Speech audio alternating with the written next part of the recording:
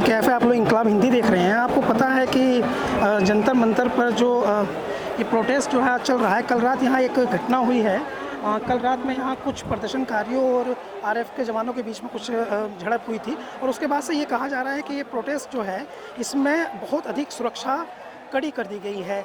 कुछ एक्स्ट्रा जवान भी बुलाए गए हैं और इसमें सबसे ज़्यादा इम्पोर्टेंट बात यह है कि आप इस पूरे प्रोटेस्ट के एरिया को अगर आप देखें तो यहाँ इतना बहुत अधिक फोर्स बुला लिया गया है और इसके ब्लॉकेज लगातार बढ़ा दिए गए हैं। एक ब्लॉकेज ये है, इसके बाद दूसरा ब्लॉकेज है, फिर ये ब्लॉकेज है, ऐसे ब्लॉकेज है। और जब हम इसके पीछे बैक साइड में दूर चले जाते हैं तो यहाँ से जब रास्ता निकलता है, जो सीपी की तरफ रास्ता निकलता है, तो वहाँ एक छोटा सा डिटेक्टर डोर है, बस वो खुला हुआ है। और ऐसी स्थिति में अगर हम इसे समझने की कोशिश करें तो ये समझ में आता है कि मान लीजिए कि अगर यहाँ किसी प्रकार से माहौल थोड़ा सा भी डिस्टर्ब होता है तो फिर बच्चों के निकलने का रास्ता जो है उसको लेकर के समस्या हो सकती है। तो एक तरह से आप कह सकते हैं कि ये एक घोषित पिंजरा बन गया है।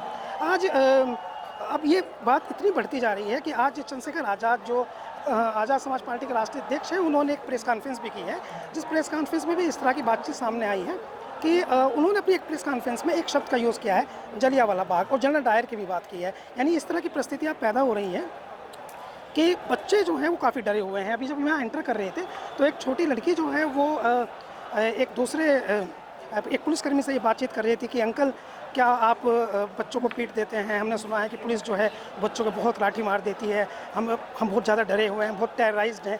लेकिन ये सब चीज़ें अलग हैं, मगर ये अलग बात है कि ये जो प्रोटेस्ट है इसका बिल्कुल एक नेक्स्ट लेवल चल गया है। अब ये जेन जी जो है वो पूरा तरह से प्रभाव में है। अभी आप देख रहे हैं पटना की, मैं आपको एक बता देता हूँ, एक वीडियो पटना की एक वायरल हो रही है। पटना की उस वीडियो में ये दिखाया जा रहा है कि कुछ बच्चे जो हैं वो आरएफ के जवानों से और पुलिस के लोगों से बातचीत कर रहे हैं और ये कह रहे हैं उनको कि आप वाटर कैनन छोड़िए या आप जो है वो टीयर गैस कुछ आपके पास इंतज़ाम नहीं है। और जैसे ही वाटर कैनन जो है वो तो जैसे ही वो वाटर कैनन छोड़ते हैं तो उसके बाद वो उसमें डांस करने लगते हैं। पटना में हो रहा है। अब तक जो है वो देश के कई इलाकों में ये प्रोटेस्ट चलने लगा है। और अमूमन आप लोग जानते होंगे कि जेन जी का एक मेंटल लेवल होता है, जो 2000 के बाद में जो आई जनरेशन है उसका एक मेंटल लेवल है कि वो मिजाज से तूफ़ानी होती है, मिजाज से बवाली होती है या मिजाज से जो है वो पागी होती है और वो अपने इशूज़ को लेकर के काफ़ी जागरूक होती है। तो धीरे धीरे ये प्रोटेस्ट लगातार अब बढ़ता जा रहा है। बहुत अधिक संभावना है कि इसको जितना दबाया जाएगा, जितना दबाने की कोशिश की जाएगी, ये उतना और तेज़ी से बढ़ेगा और ऐसा हो भी रहा है।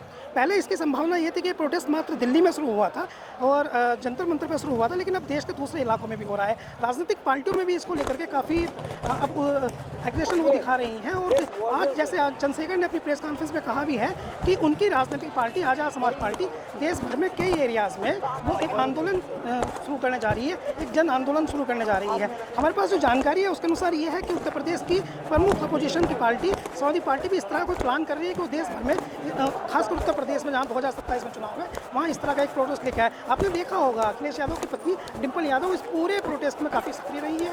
वो लगातार प्रोटेस्टर्स के नज़दीक आती रही, उनसे बातचीत करती रही, उनके जख्म साफ करती रही, उनको पंखा करती रही और ये फील कराती रही कि वो उनके साथ है। एक और इम्पोर्टेंट बात मैं आपको बता दूँ कि हमारे पास ये भी एक जानकारी है कि डिम्पल यादव जो है वो स्पोर्ट्स शूज पहन करके आई थी और वो घर से अपने बच्चों के कहने पर पहले से तय करके आई थी कि वो प्रोटेस्ट में जाएंगी और इसके लिए उन्होंने अखिलेश यादव जो है उन्होंने उनको भेजा नहीं था, वो खुद से यहाँ आई थी।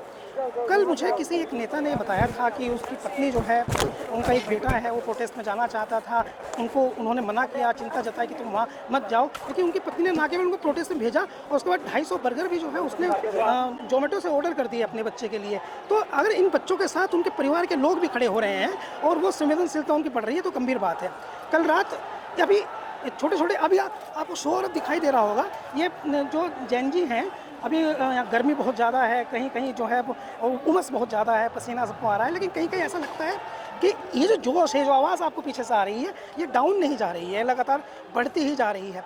पॉलिटिकली ये आंदोलन तेज हो गया है। सदन में प्रधानमंत्री नरेंद्र मोदी ने आज ये बात जरूर कही है कि हम फास्ट ट्रैक में मामले को लेकर जाएंगे, लीक को, लेकिन बस ये इतनी सी बात नहीं है। प्रोटेस्टर जो है उनकी फर्स्ट डिमांड है और वो राजनीतिक पार्टियों की भी डिमांड बन गई है कि धर्मेंद्र प्रधान जो है वो रिज़ाइन क्यों नहीं कर रहे हैं। यहाँ मैं आपको एक इम्पोर्टेंट बात बता दूँ, एक रील वायरल हो रही है जिसको लेकर के सबसे ज़्यादा नाराज़गी है। वो संसद भवन की रील है जहाँ से धर्मेंद्र प्रधान बाहर निकल रहे हैं, उनका चेहरा मुस्कुराता हुआ है। पिछले कुछ आंदोलनों में हमने देखा है कि सरकार का जो नज़रिया रहता है, सरकार का जो रवैया रहता है, वो इग्नोरेंस का रहता है। किसान आंदोलन में हमने देखा, शाहीन बाग में हमने देखा, खासकर मणिपुर में हमने देखा कि वो इग्नोरेंस बहुत करती है, वेट एंड वॉच करती है, बहुत ज़्यादा इंतजार करती है। लेकिन यहाँ बहुत ज़्यादा इंतजार करना कठिन हो रहा है, क्योंकि वे जो आंदोलन थे उनको कहीं ना कहीं राजनीतिक नेतृत्व था, और राजनीतिक नेतृत्व जो है वो पॉजिटिव नेगेटिव समझता है। मगर अभी हमने जिस दिन देखा, जब मार्च निकल रहा था, तो हमने नोटिफाई किया, ये समझ में आया कि भीड़ अनियंत्रित हो गई थी क्योंकि उनके पास नेतृत्व नहीं था, और बामुश्किल कुछ नेताओं ने आकर के उनको संभाला, समझाया, जिनमें एक चंद्रशेखर आजाद थे, एक डिम्पल यादव थी।